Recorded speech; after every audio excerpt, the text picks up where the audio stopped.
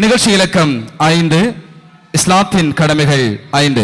அதனை வழங்குவதற்காக கலிமா பற்றி கூறுவதற்காக என் ஃபாத்திமா, தொழுகை பற்றி கூறுவதற்காக ஏ தஹீனா ஜைனப், ஷகாத் பற்றி கூறுவதற்காக எம் ஹிம்சா மரியம், நோன்பு பற்றி கூறுவதற்காக MR ஃபதானத் மன்ஹா, ஹஜ் பற்றி கூறுவதற்காக R ஆயிஷா. எங்கே மீண்டும் உங்கள் உற்சாகமான கரகோஷங்களுக்கு மத்தியில் அஸ்ஸலாமு அலைக்கும் வரஹ்மத்துல்லாஹி வபரகாத்துஹு. இஸ்லாத்தின் கடமைகள்.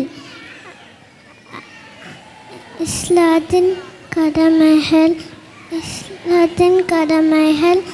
5 ஆகும்.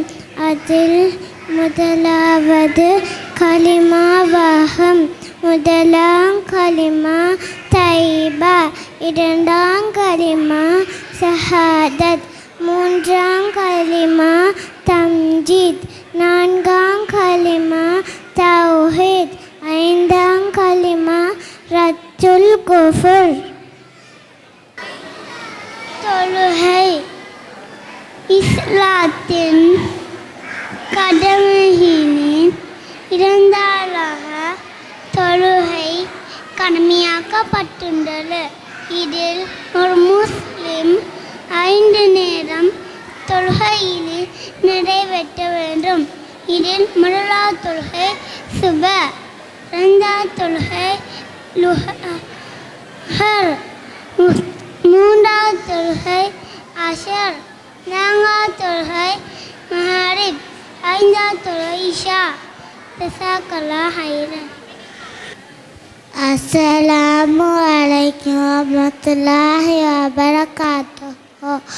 ஸகாத் இஸ்லாத்தின் கடமைகளில் மூன்றாவதாக ஸகாத் கடமையாக்கப்பட்டுள்ளது. ஜஸாக்கல்லாஹு ஹைரன். அவர் செல்வந்தரான முஸ்லிம்கள் மீதும் 2.5 மீதும் ஸகாத் கடமையாக்கப்பட்டுள்ளது. ஜஸாக்கல்லாஹு ஹைரன். நோன்பு இஸ்லாத்தின் 4வதாக நோன்பு கடமையாக்கப்பட்டுள்ளது. ஹஜ்ரத்தில் ரமலான் மாதத்தில் இந்நோன்பு கடமையாக்கப்பட்டுள்ளது. இம்மாதத்தில் அல் குர்ஆனில் இறக்கப்பட்டுள்ளது.